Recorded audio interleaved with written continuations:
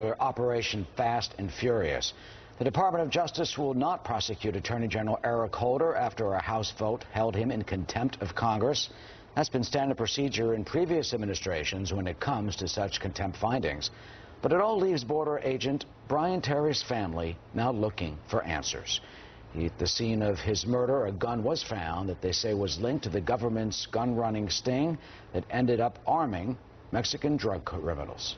There is the chairman of the Brian Terry Foundation. He's also Terry's cousin and joins us now from San Diego. Robert, thank you for joining us this morning. Good morning, Eric. And in fact, 2 weapons found at the murder scene were linked to Operation Fast and Furious. And those 2 were AK-47s? They were AK-47 variants, some of the most dangerous weapons, military-grade weapons that exist today. And where do you think they came from? Well, that's what we're trying to figure out, and that's the purpose of our inquiry and why we have become so vocal. It's been 18 months since Brian has been murdered, and we still don't have answers. We know that those weapons were traced to Operation Fast and Furious, but we don't know who authorized the program, and nobody has been held accountable. And what do you think of the administration's executive privilege of what happened with Attorney General Eric Holder? I mean, what do you think could be in these sealed documents? That's what we're trying to find out. We're trying to find the truth. We're trying to find justice for Brian. You know, the Terry family took no pleasure with seeing the contempt vote. And we were further insulted by all those Democrat House members that walked off the Senate floor, the House floor. It was political theater. And once again, an indignity to Brian's memory. Well, you know what they say. I mean, Attorney General Eric Holder issued a statement. He came before the microphones in New Orleans. He called it politically motivated and misguided. Other Democrats have called it a partisan witch hunt. And those Democrats, as you say, walked Nancy Pelosi walking down the steps, walking out of the vote. I mean, in your view, it sounds like you're saying they were walking out on your cousin.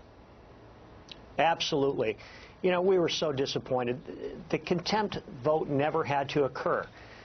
Those documents could have been provided to congressional investigators in some manner.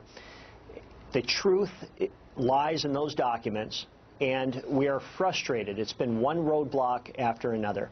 You know, Brian and his family grew up in the Detroit area.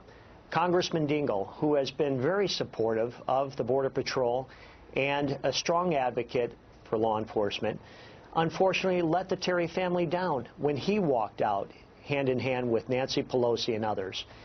But the other encouraging aspect of that were that there were a handful of lawmakers that decided to stand their ground, stay in chambers, and vote on the issue.